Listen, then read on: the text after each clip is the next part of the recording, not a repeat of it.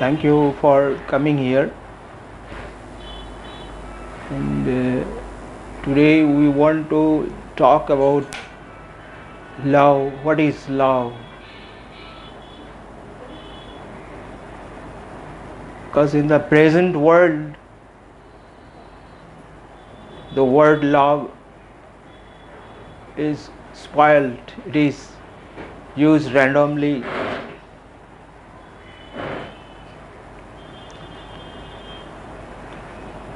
Without the actual significance, its significance. Now, what is love?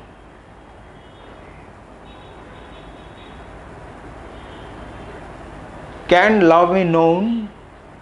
Can we know what is love? No. Because something what was in the past recorded in the brain, that we can know, we can recognize what is recorded. But love is not in the known.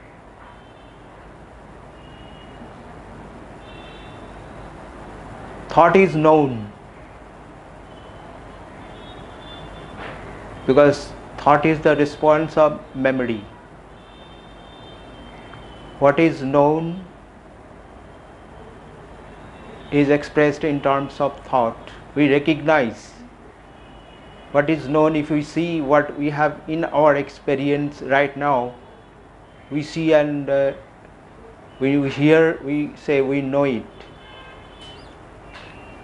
But the love, it is not in the known. So one cannot definitely understand it by thought.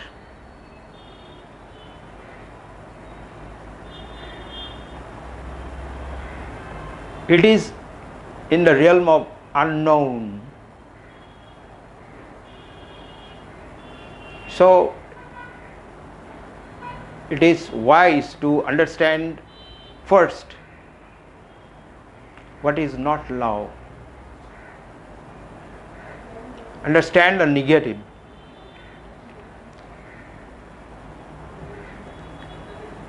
We say, I love you. We say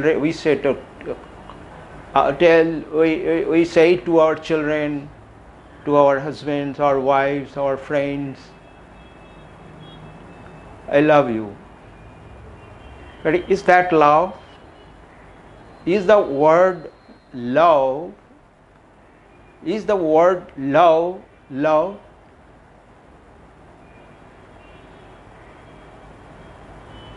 If I say I love you,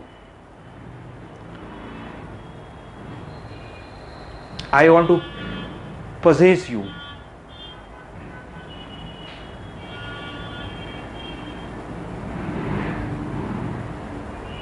You are mine. I love you.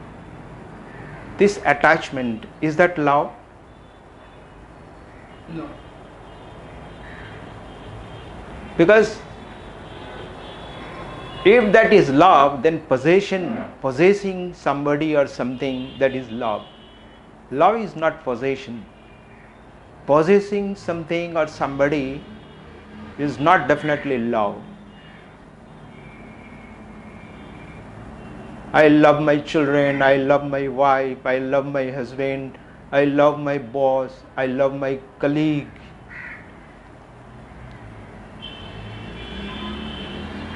So this possession is not love, because that originates, that gives rise to fear. I want to possess somebody, I am also afraid lest I should lose him or her or that object or something.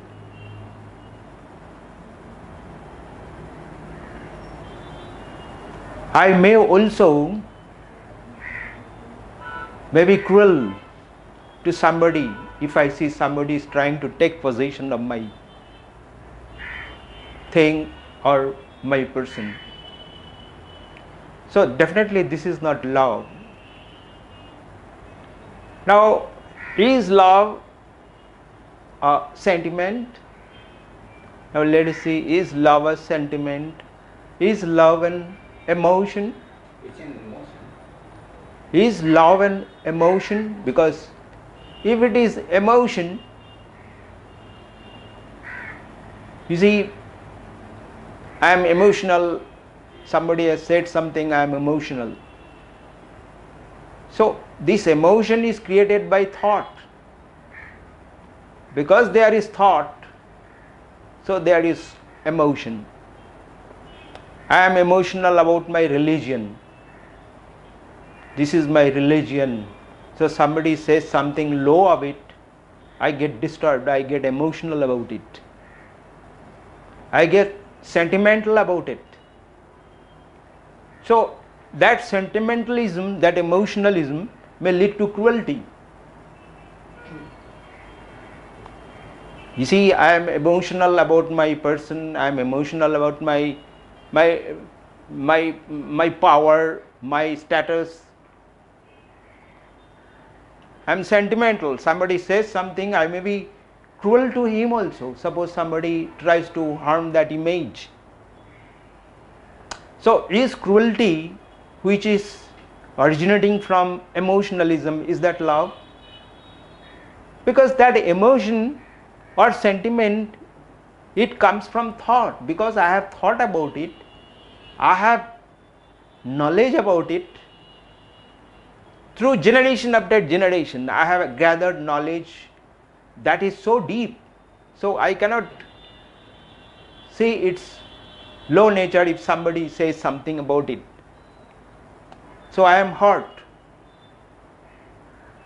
So love is not definitely sentiments or emotion. Now let us look at forgiveness. Is forgiveness love? You see, somebody has hurt me, somebody has said bad things about me, somebody has tried to disturb my image, tarnish my image. So I have accumulated a bad image, an image that hurts me. But afterwards, I say, I give forgiveness, I give pardon. Is that love? Because that hurt, when I was hurt, that time was also I was involved. And this, who is this person, who is this entity that is forgiving? That is also I. And that I is, definitely that is the I is thought. I means what? Thought. Me means what? Thought. That is ego. That I or me, it is calculating, it is comparing, it is thinking, it is all of the memory. Love is not memory. Love is not my ego. Now coming to respect. We see, we respect our superiors. We have been taught to respect our superiors. But we never or hardly we miss out on who is of lower status, our servants or whoever may be of a lower status. But we definitely don't give due consideration to them. Whoever has proved to me in my life beneficial, who has in terms of giving job, helping me, give me power, give me status, who is wealthy, who has helped me accumulate wealth. So we give respect to them. But in case of our servants who are in the so-called, we call them lower category, we hardly respect them. We don't consider them. So does love compare? That give love to him, don't give love to him.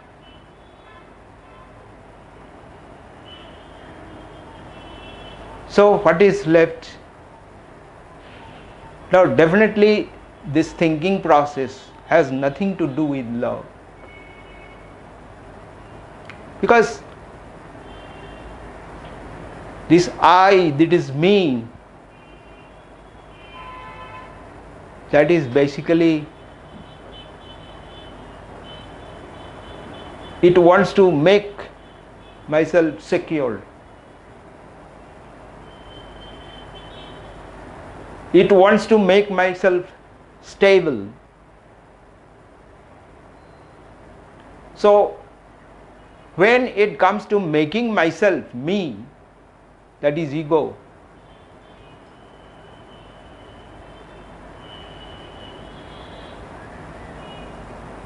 Can that me or I, so long as it is moving through me in terms of thoughts, in terms of memory, can it love? Because all my activity in terms of thought are all motivated with a motive. You see, in all our, maybe in house, at home, in our workplace, everywhere, all our actions are motivated. When there is motive in terms of thought, can there be love?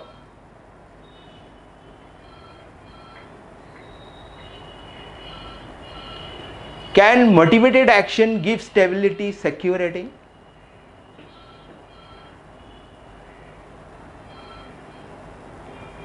But whatever stage of life we arrive,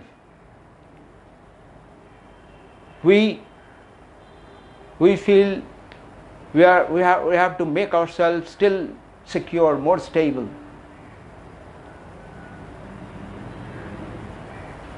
So this relentless process in terms of gaining status, accumulating wealth, power, we try to make ourselves stable, but that stability never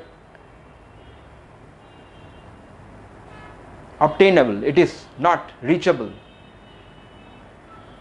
That security only can come from love.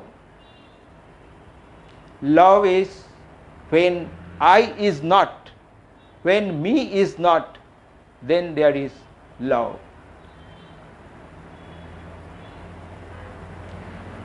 Because you see, unless I become a new creature, unless I become a new creation, there cannot be love. So what is important? That me or I, that has to die. In the death only there is creation. There is new things. In the death only old things pass away. So when one dies to oneself while living, in that dying is love.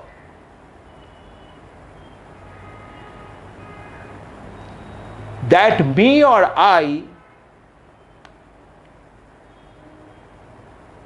the presence of me, when that I or ego or that old is gone, then one is in the realm of love, and that love is infinity.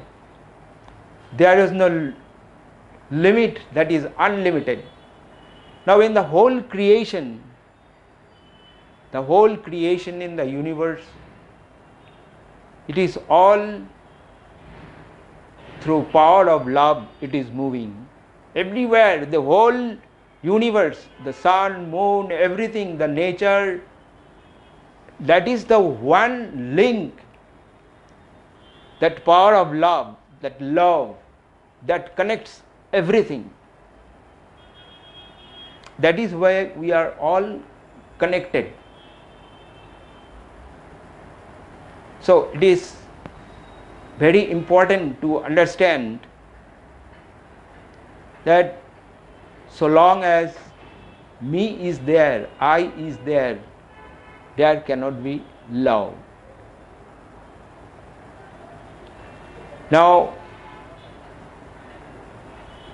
the question one might ask, how can one die? Die in the sense, dying while living. The organism will die, but how the accumulation of the past that I have accumulated in my memory, in my brain, how that can die out so that the new can happen, new creature, new creation can happen. That is why it is very important to turn one's gaze to oneself, to understand oneself, to go into oneself. Now, what is that going into oneself? You see, I am a bundle of thought. I am a bundle of memory which is expressing throughout in my words, in my activity. Now, to understand that, I have to watch it, observe it, my thoughts, my actions. Because unless I watch my actions, my thoughts, what I am thinking, what I am saying, what are the actions I am taking, if I don't observe it, that very observation will give an understanding of what is the accumulation, what is there in my background, in my past. Because past or the subconscious is very powerful. Is very powerful. And more powerful is the superconscious mind. And one can possibly reach there only after understanding the subconscious. Only after clearing the subconscious, cleansing the subconscious. So, understanding of subconscious necessitates observing oneself, looking at oneself. Now, we all human beings, we are looking only on the outside. There is no looking in the inside. Something happens to me, I am undergoing some bad time, bad phase of life, some tension, worry. So we look at the outside, we blame other persons. But basically, fundamentally, it is my subconscious that attracts different situations of my life. So, it is necessary to understand the situations of my current situations of my life. It is necessary to understand my subconscious. To understand subconscious, I have to be aware of my mind.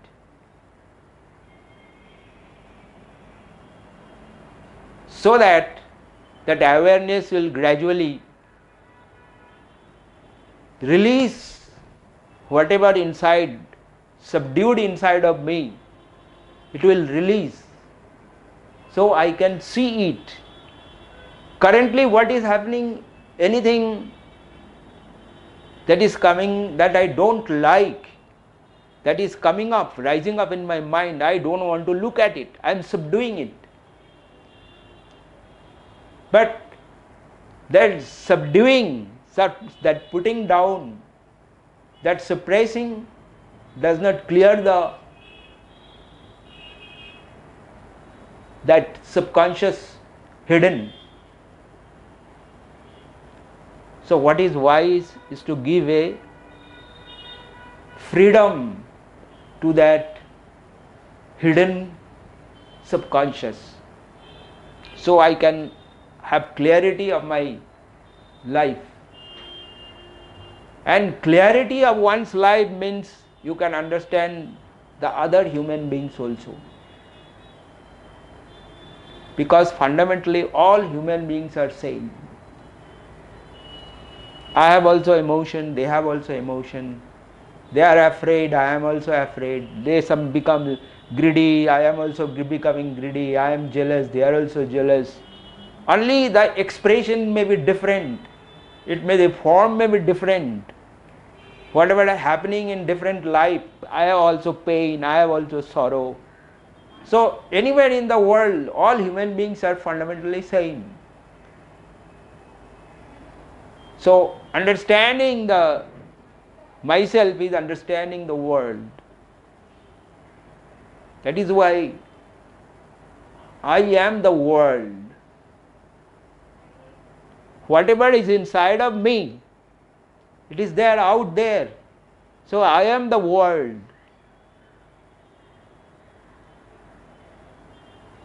So that understanding of oneself gradually clears the subconscious, cleanses the subconscious, so that mind becomes, the subconscious accumulations is emptied. Now it is full, subdued. I do not know what is hidden in there. When I look at it, when I observe it, then that finds its way out. So cleansing of oneself, emptying of oneself is the flowering of love, is the opening of love.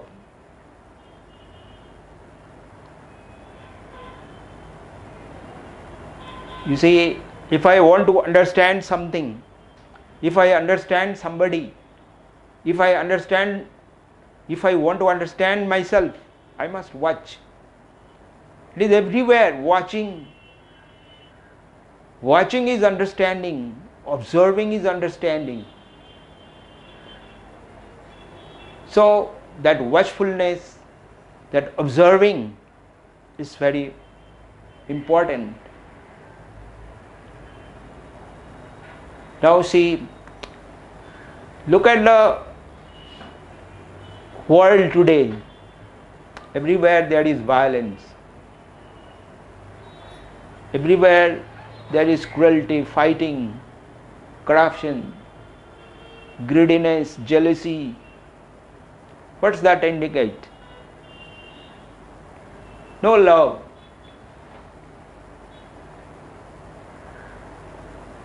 And it is climaxing. As the days are advancing, it is climaxing. It is coming to a head. Now, but to resist that, different governments, they are different laws they are introducing, different security measures they are taking. But can it banish all this thing by security measures, by making new laws? Man has been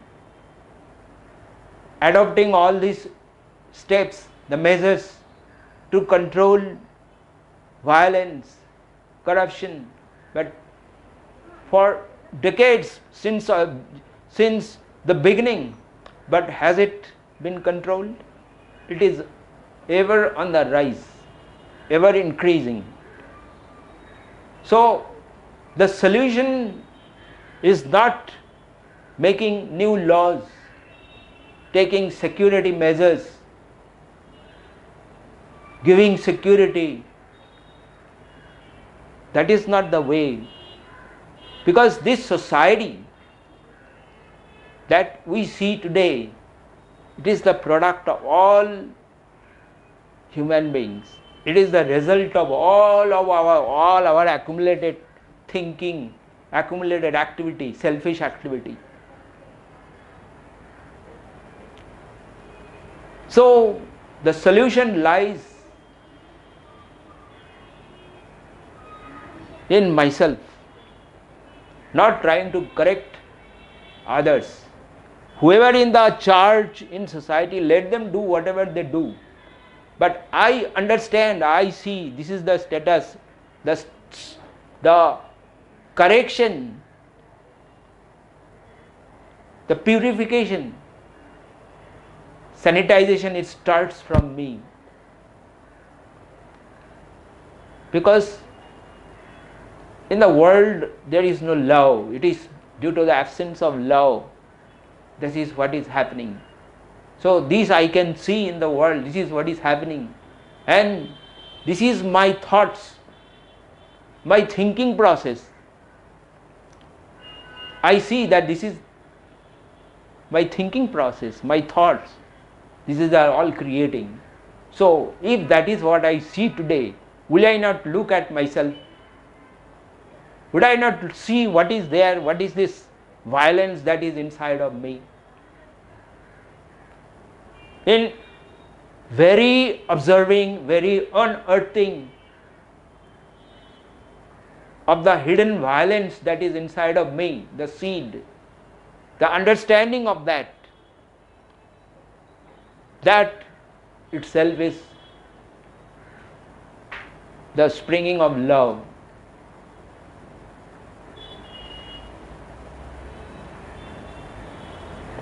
And that way, when a single person, even if a single person looks at oneself that way, that has an effect on the environment, on the surroundings.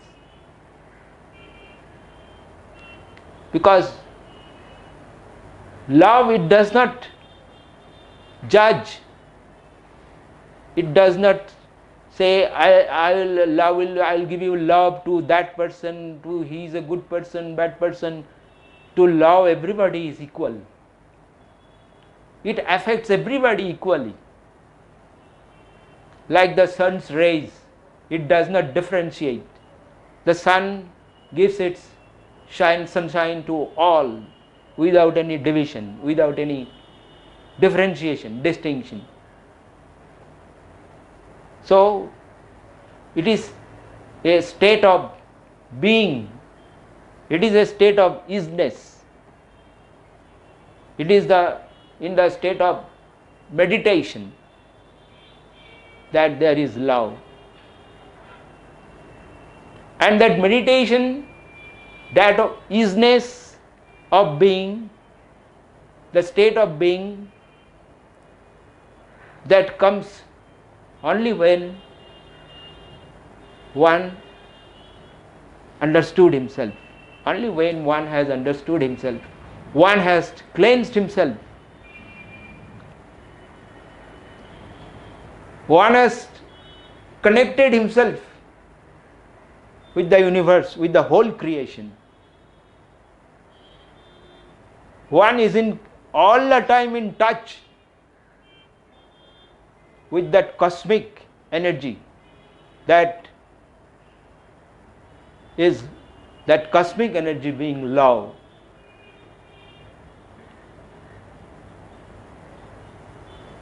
Now, anybody want to ask anything? Actually, what you said philosophically, it is perfectly okay. It is not it is actually, it is so. No, what I mean actually, but what